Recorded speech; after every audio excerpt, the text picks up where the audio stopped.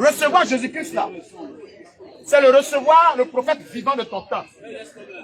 C'est ce qu'il a révélé à l'humanité. Donc si tu as reçu le prophète vivant, tu as reçu Jésus, alors ton péché est ôté. Mais si tu as rejeté Jésus, en rejetant son prophète qu'il envoie, ton péché demeure. Et tu meurs, tu vas en enfer simplement. L'enfer sera habité par tous ceux qui rejettent aujourd'hui ta coupe. Question? Oui. Dans une histoire biblique, il y a Salomon. Il y a Salomon qui fait une bonne offrande. Il a fait une bonne offrande. Il dort. Dans son rêve, il y a Dieu qui vient pour lui demander qu'est-ce qu'il veut. Et Salomon lui a dit qu'il veut la sagesse. Salomon lui a dit qu'il veut la sagesse. Il veut la sagesse. Dans cette conversation, il n'y a pas eu de prophète. Salomon était prophète. On continue. Non. Non, il était dans l'information. Non. Non, puisque tu dis quiconque doit rencontrer le Père doit passer par un prophète. Mais Salomon est prophète. Salomon lui-même il est le prophète. Dieu s'est révélé à lui par les prophètes. Ah non. Aujourd'hui quand tu lis Salomon là, tu lis Ecclésiaste, c'est Salomon. Tu lis, comment ça s'appelle, Cantique des Cantiques, c'est Salomon. C'est des révélations des prophètes.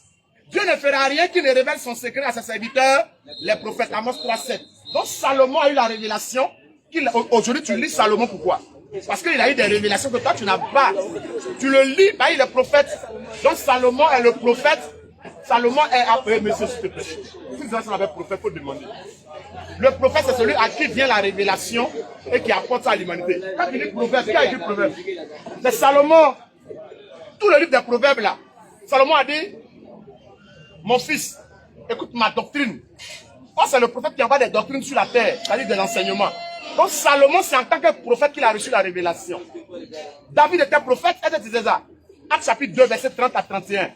Même le roi David, c'était un prophète. Dieu s'est révélé à lui et David a écrit le psaume. C'est par prophète que nous, on a la Bible aujourd'hui, c'est par les prophètes. Quand vous lisez la Bible, là, sachez que c'est le livre des prophètes que vous lisez comme ça. Hein.